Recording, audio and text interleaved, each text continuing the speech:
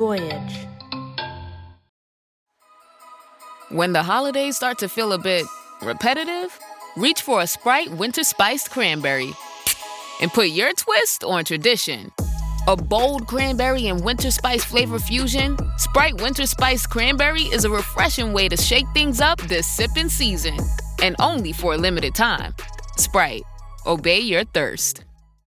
Every Who down in Who Newville liked the holidays a ton. But where to get great prices on gifts, they had no idea. None. They searched and they searched for great gifts under $25. Gifts for spouses and friends and even their toddlers. When suddenly one Who shouted, Walmart has what you want, knowing they have Lego, Tree Hut, and low prices to flaunt. So they enjoy the holiday season as Who's often do. Cheering and shouting, Walmart has incredible gifts. Who knew? Find gifts they'll love under $25 at Walmart.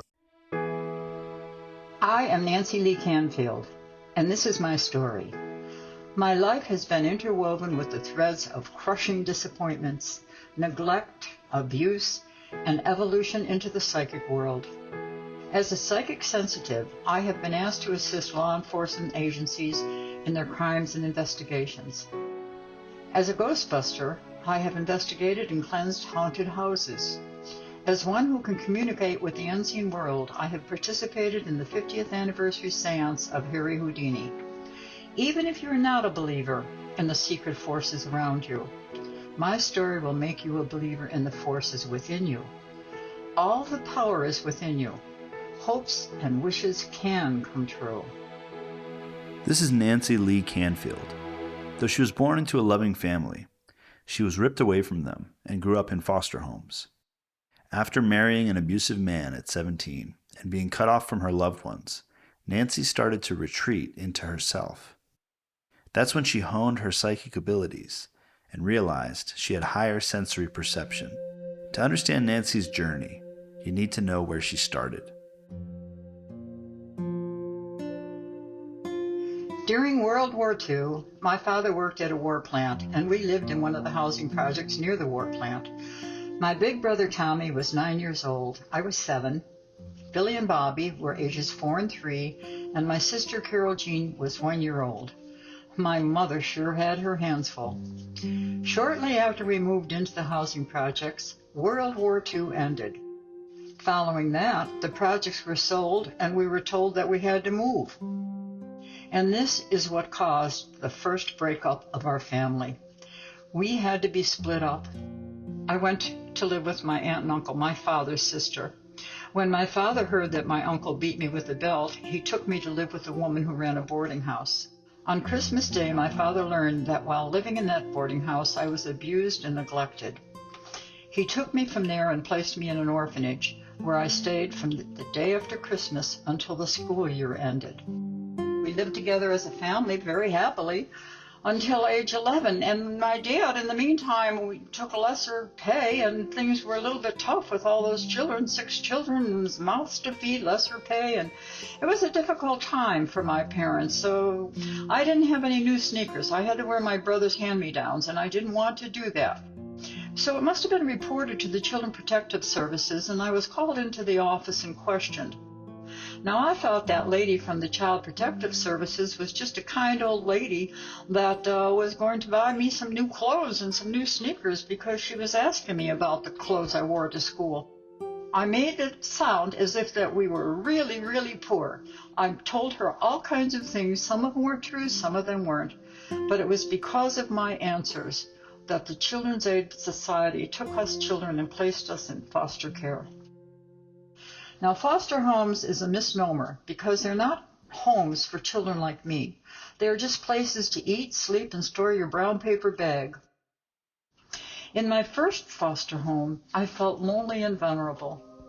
The first night in bed, I saw a white glowing form of what appeared to be like an angel. Was it my guardian angel? I don't know. But this day, I am 85 years old, and I can still vividly recall that image. In the second foster home, I saw the spirit of the dead son. I was quickly sent to another foster home after that. In the fifth foster home, and this is my last foster home, When I visited, they used to let me go home on the Greyhound bus and I'd visit my parents, which was against the rules, but I was allowed to do that. And my mother saw that across my chest it was black and blue marks. Well, I used to cut their grass, and every time I would hit a root on the ground with the push lawnmower, the handle of the lawnmower would hit my chest, and that's how my chest got black and blue. No big deal. My mother was upset about that. And my mother asked me, "What else do you do at that house?" And I said, "Well, I do my own laundry with a bar of brown soap, and I wash my hair with that same bar of brown soap because I don't have any shampoo, Mom. And also I can't use the bathtub because my foster mother said I take a shower after gym, so I don't need to use her bathtub. And I can't use the towel that she hangs outside the bathroom door. I have to use the same one that the foster father uses when he comes in from the barn. I don't like that. It's a dirty towel, Mom. I can't flush the toilet in the downstairs bathroom because my foster mother will determine when it has to be flushed.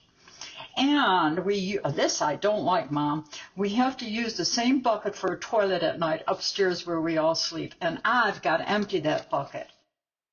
My mother was angry, and she wouldn't let me go back to that foster home. When the CPS workers came to take me back, the CPS worker told my mother, "If Nancy doesn't return to that foster home, then I'll have to consider her a runaway." My mother said, "You consider all you want. My daughter isn't going to go back to that hellhole." After almost 2 years in foster care, all of our children were allowed to live with our parents once again. My mother, my hero. In her sophomore year of high school, Nancy had her first significant experience with romance. I guess you'd call it puppy love. Zach was the first boy I ever kissed. In my sophomore year, Zach gave me a friendship ring, and he declared to all of our friends that I was his girl. I realized we were getting more involved when he invited me to his house to meet his parents. His mother was all the things I wished my mother was. I didn't want Zach to know that my mother used wine to dull her feelings, that she was overweight, that she wore the same old apron every day, that she didn't wear makeup or fix her hair in a pretty fashion like Zach's mother. Zach was an only child, and I was one of 6 children. Our home life was very different. I couldn't let Zach love me. That summer I broke up with Zach. I told my mother, "I quit school and you can't make me go." My mother wanted me to stay in school, but I just couldn't do it. I found a job at a department store on the far side of town, and I had to ride a bus to and from work. After her experience with Zach, Nancy met someone else. It was a relationship that would last a lot longer and have a huge impact on her life. In August, on a Thursday afternoon, while waiting at a bus stop, an asphalt worker from the crew paving the streets approached me and started a conversation. He told me his name was Joe, and I told him my first name. I was proud to tell him I was going to work. That night, as the store was closing, he showed up, and he insisted on driving me home. I only agreed to let him because I felt badly when he told me that he had driven 20 miles just to take me home. Before I got out of the car, he asked my phone number. Then he asked me how old I was. When I told him I was 16, he said, "Madonna mia, you're jailbait." Then he told me he was 23. On Sunday, Joe called and invited me on a date. Oh, I was thrilled to be going on a real date. I quickly called my friend Jeannie to tell her about Joe and the date. Jeannie told me, "He's too old for you. You don't know anything about him. What school did he graduate from? Where does he live? To him, you're just another conquest. I'm your friend, and I don't want to see you get hurt." I had Joe pick me up at Jeannie's house because I didn't want him to meet my parents, and I wanted Jeannie to see that Joe wasn't what she said he was. That night, Joe took me to a nightclub. He told me to say that I was 19 if anyone asked. He ordered a 7-7 for me, but I didn't drink it because I didn't like the taste. The date went badly. The following Thursday night, when I left work, Joe was waiting outside by his Cadillac smoking a cigarette. I was surprised. I didn't want to make him angry at me, so I got in the car. Before we reached my house, Joe pulled into a parking lot, and he turned off the car. He leaned over to me, and I let him kiss me. I let him kiss me several times. From then on, Joe drove me home every Thursday night, and we kissed several times before I went into the house. On a Sunday in November, I met Joe's mother and his brother Sammy. Sadly, then I found out that a 16-year-old girl who still believes in fairy tales is no match for the desires and strengths of a 23-year-old man, even if she does have a guardian angel watching over her. A Saturday evening in December, Joe took me to the Icecapades to see Cinderella on Ice. After the performance, Joe didn't drive me straight home. He drove me to an area along Niagara River, parked the car, he turned up the music, and we kissed several times as we had before. Only this time, Joe wouldn't stop. The harder I resisted, the harder he leaned into me, pushing me down on a seat. The girl who promised herself to stay untouched until her wedding night was no more. I was too ashamed to tell anyone what happened. I thought no one would want me now. From then on, Joe having his way with me was impossible to stop. The second week in January, I discovered that I was pregnant. When I told Joe, he was angry. He wanted me to have an abortion, but I refused. February the 11th, 6 months from the day that I met Joe at that bus stop, with my parents' signature on the marriage license, we were married. Nancy was pregnant when she married Joe. She hoped a baby would fix the problems they were already having, but the marriage was an unhappy one. The man is the master of the house, the woman is the slave. Not only did Joe repeat these phrases, he lived by them. Joe began to abuse me verbally and physically. I phoned the priest and told him that I didn't want to be married anymore. The priest told me I was just being emotional because I was pregnant. I phoned my mother and told her that Joe was mean to me and I wanted to come back home. My mother told me not to make trouble and he wouldn't hit me. I would just have to stay married to Joe. In August, I gave birth to a healthy baby girl. My baby girl was 5 months old and I was pregnant with my second child. I was 7 months pregnant and Joe beat me badly. The next morning, I awoke with black eyes, a split lip, a puffy nose, and I ached all over. I phoned my mother and I cried, "Oh, please come, Mama, help me. Joe beat me and I can't take care of my baby." My mother took a taxi and she came as soon as she could. When I opened the door, she gasped, "Oh my God, that son of a bitch! What did he do to you?" It was the last question she asked. Get your things, I'll get the baby's things. My mother took a bag from under the kitchen sink, handed it to me, and hurried into the baby's room, saying to herself, "That son of a bitch! I'll kill him when I see him." I carried my bag and the diaper bag that my mother handed me. She took the baby out of the high chair and went out of the kitchen door and into a taxi waiting at the front of the house. The driver gave us a look, but my mother just told him, "Turn around and mind your own business. Just drive. Emergency room, Mercy Hospital." "I'm sorry." He'll be sorry if something has happened to that baby inside you. All I did was ask him to be nice to me. You know who he is now. Don't forget. I called his mother. Why didn't you call me? She told him to kiss me and say sorry. And he did say he was sorry. But before he left for work, he told me he wasn't. He said if he had to do it over again, he would. He won't do this again to you. How do you know that? She didn't answer. The doctor in the emergency room tended to my split lip and packed my nose with gauze, asking me, "How did this happen?" After I told him, he said, "A man should never hit a woman, not even with a rose." He told me I should file a police report. How could I file a police report? I was in South Buffalo and this happened on the west side.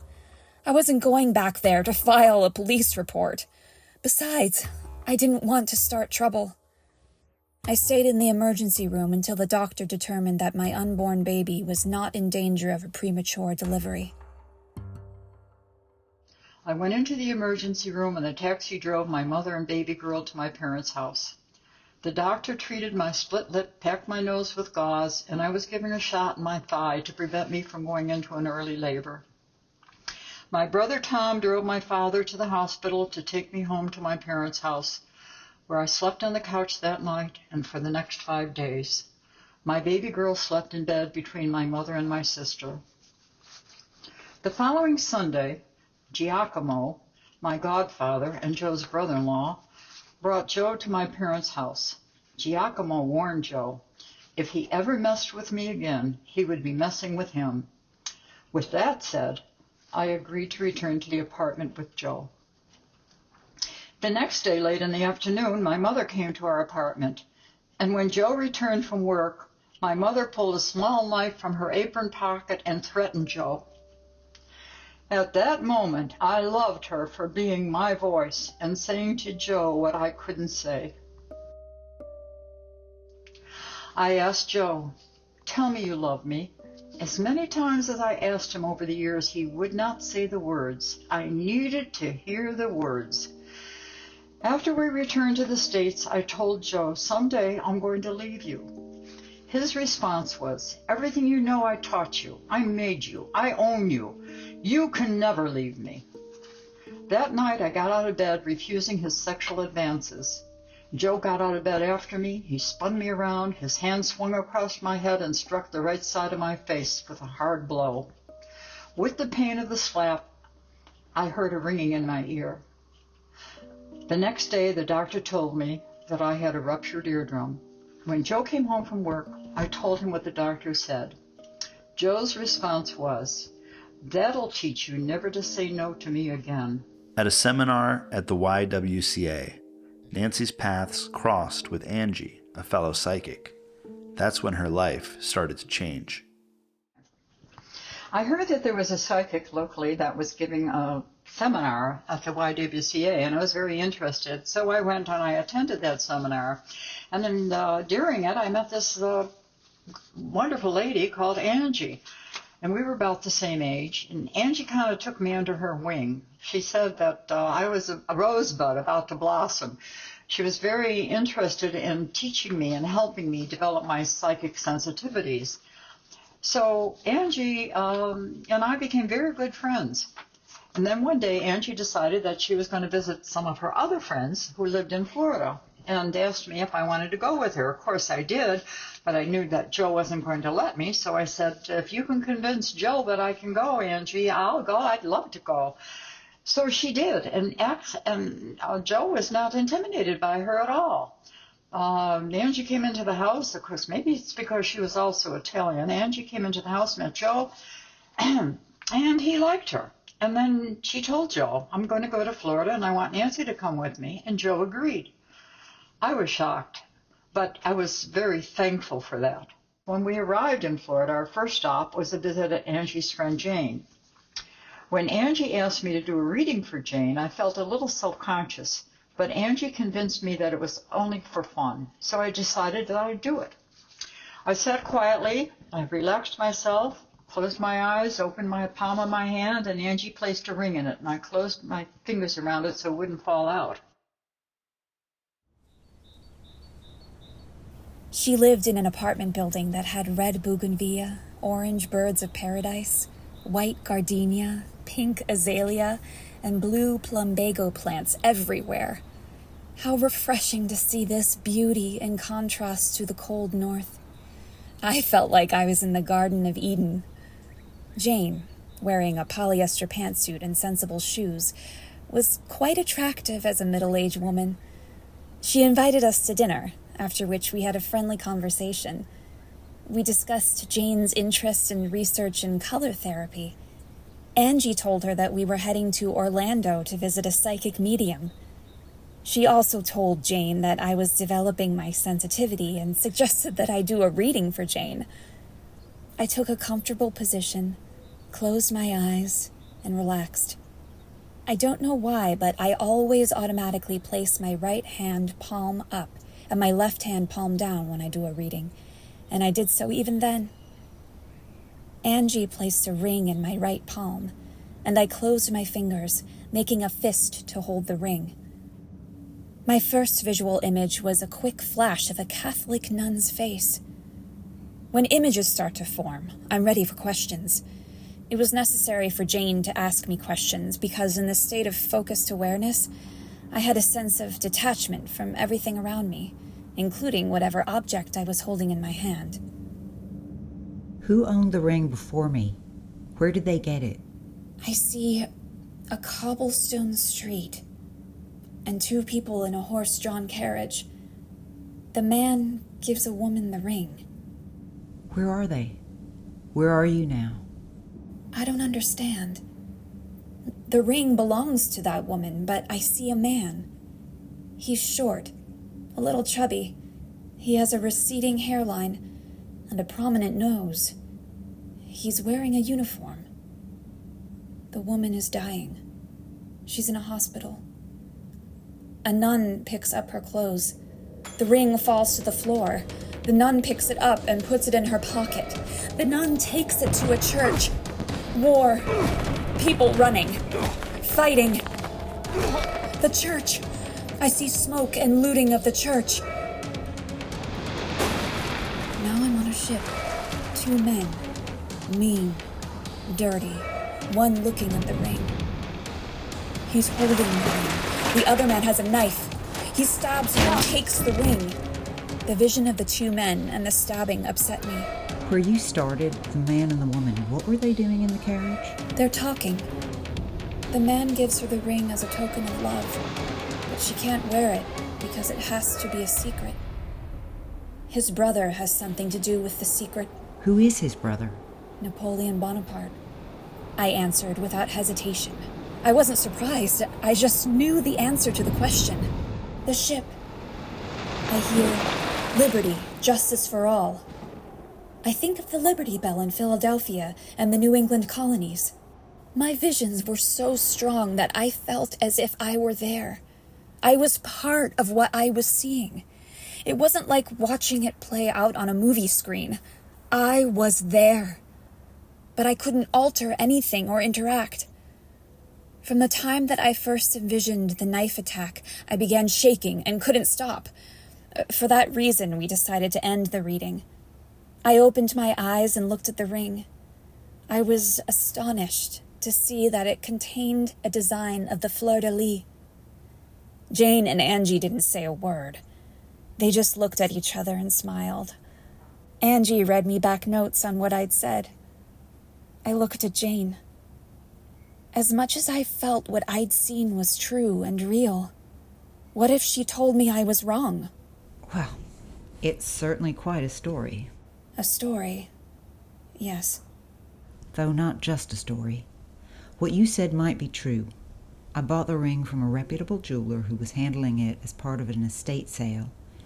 He told me the ring was originally owned by a Bonaparte, but he didn't know how it got to America. I felt a wave of righteous certainty come through me. I knew. I just knew in my core. I wouldn't doubt myself again. But Jane seemed to, as she looked at me, just a touch dubious. Did you talk to Phil? Are you two playing a little game with me? No. I just knew. Well, then I'm honored. You're the real deal, Nancy. That reading was an aha moment for me.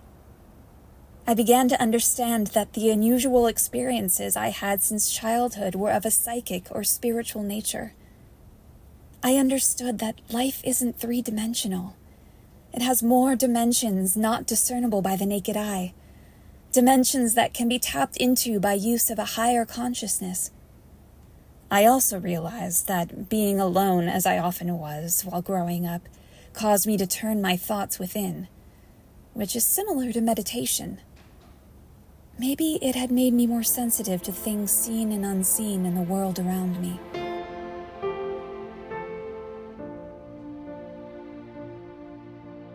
Since that Florida trip, it just changed my world, and I started to be my own self. I started to focus less on the business, less on Joe, and more on me. And I also began to think differently. One of the things that Angie helped me understand was that I was being overprotective of my children, who are now ages 17, 16, and 15. She probably was right. Maybe I was being overprotective. Maybe I was using my children to fill the need that I needed to be loved.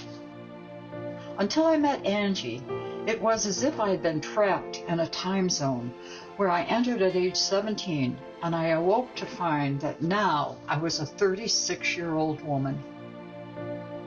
Life was full of things I'd never noticed before. Once a week I drove my mother to a tea room, where our conversations were filled with laughter and tears.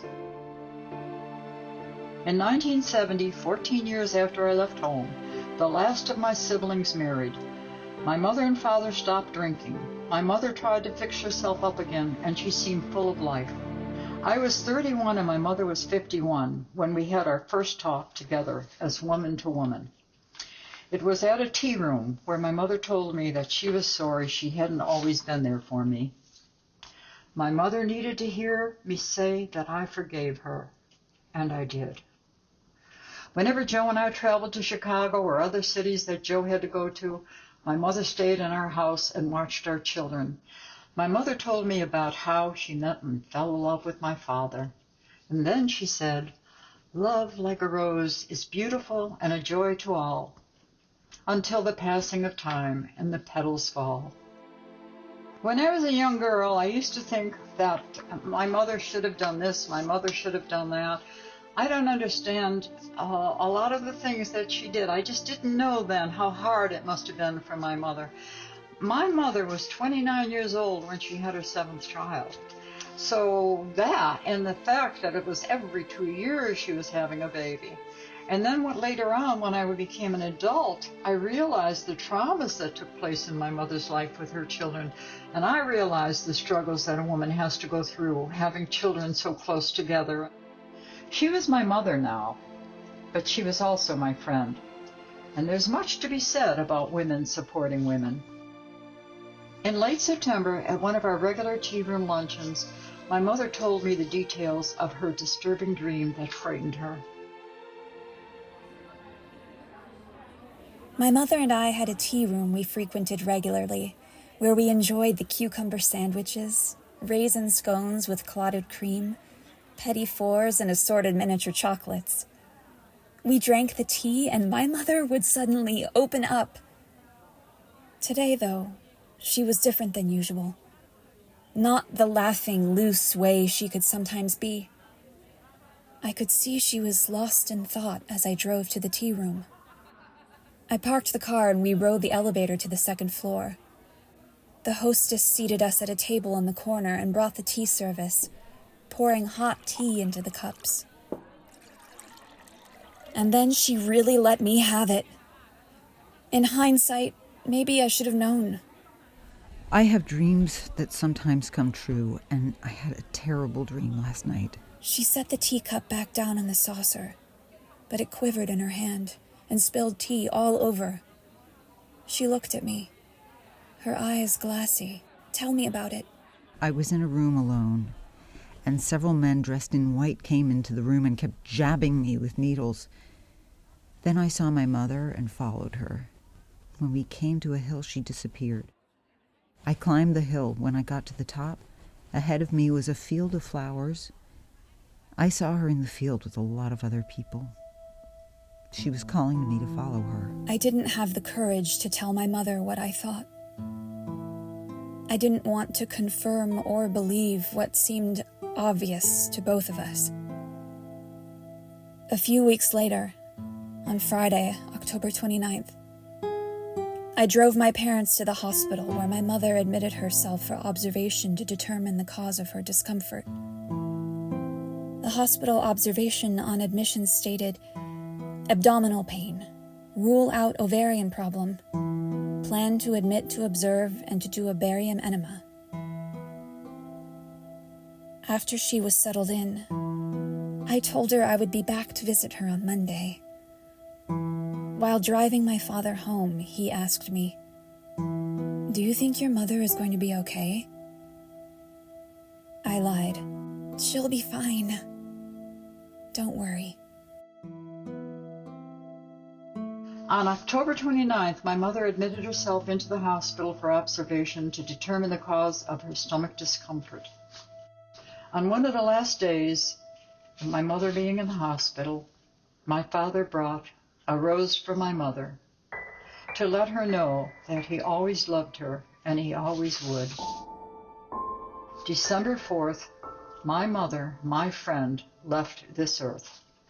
While I was visiting my mother in the hospital, it was as if she was the daughter and I was becoming the mother, because I would powder her, I would bring her wet washcloths. I took care of her as if she was my child. I gathered the strength from where I don't know, because I had just found my mother. I had my mother. I had my mother. I was just so joyful in the fact that we could be women and we could be friends and we could enjoy each other. She was only 20 years older than I was, and it was wonderful having my mother, and it was so hard for me to lose her. But I had to let her go because I understood that she was strong enough, and she understood that she was going to meet her mother on the other side, and I know I will be seeing her again. And I'm so happy that I had the opportunity to meet my mother and be supportive of her in her times of need, because we all need somebody. Except for our weekly dinners out, Joe and I continued to go our separate ways. And I began investigating claims of the paranormal. One very interesting case involved a challenge from a negative entity that almost cost me and my team our lives. On another investigation of a haunting, spirit voices were captured on a tape recorder and spirit energies were captured on film. Intimate nights, emotional support, companionship, and laughter was never going to happen in my marriage with Joe. In 1978, Nancy founded Psychical Research Awareness and taught classes in meditation and the development of higher sensory awareness. She got her GED and attended SUNY at Buffalo. She used her abilities to assist homicide detectives investigating murder cases. She was interviewed by the print media and made guest appearances on radio and television. After coming into her own, Nancy was finally able to leave Joe and start over. After we divorced, I often stayed awake at night feeling hungry. But the hunger wasn't for food. The hunger was for love. I was 43 and he was 55 when our eyes first met. I was instantly charmed by James. We enjoyed the sunsets on the beach of his private island, and we danced under the stars at his estate in Canada. I told him, I don't want to give up me to marry you. I returned to the States and I never saw James again. In November, a newspaper article regarding my psychic work had caught the attention of Dr. Canfield, a professor at the university. He invited me to be a guest on his radio talk show. The following March, he invited me to be a guest on his Sunday television show. After that, we became friends and colleagues in researching and investigating the world of the unknown. We were often referred to as the psychic and the scientist. As time passed, Dr. Canfield and I got to know one another better. We played together, we laughed together, and we cried together. March 1990, after 7 years of being friends and lovers, and after many proposals of marriage, I said yes, and I walked down the aisle with joy in my heart. Hopes and wishes can come true. Hope Lives Here is a production of Voyage Media. The series is produced by Nat Mundell, Robert Midas, and Dan Benamore. This episode, A Rose for My Mother, was directed and produced by Minoti Vaishnav. Written and produced by Dan Benamore. Executive produced by Nancy Canfield. Based on Nancy's book, A Rose for My Mother, available on Amazon. A link is in the show notes. Edited, sound designed, and mixed by Andres Coca. If you're enjoying the show, please leave us a 5-star review on Apple Podcasts and subscribe now for future episodes.